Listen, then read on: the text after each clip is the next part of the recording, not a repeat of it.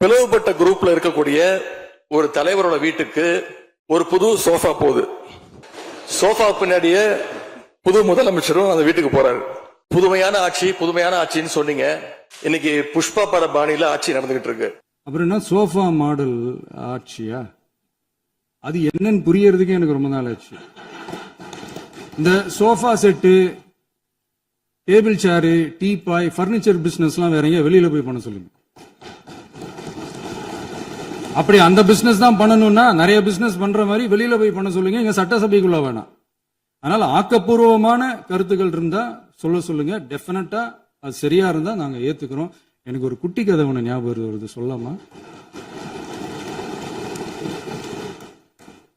ஒரு ஊர்ல ஒரு பெரியவர் வெயில் ரொம்ப ஜாஸ்தியா இருக்குன்னு சொல்லிட்டு கண்ணுக்கு மேல கை வச்சுக்கிட்டு இப்படி சுத்தி முத்தி தேடிக்கிட்டு இருந்தாராம்.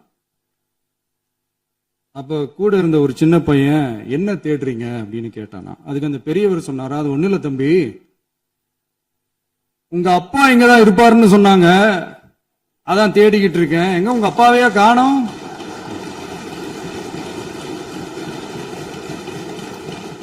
இல்ல, அந்த எங்களுக்கும் நக்கலா நையாண்டியா சம்பந்தம் இல்லாத குட்டி கதை இதெல்லாம் எங்களுக்கும் பேச தெரியும்.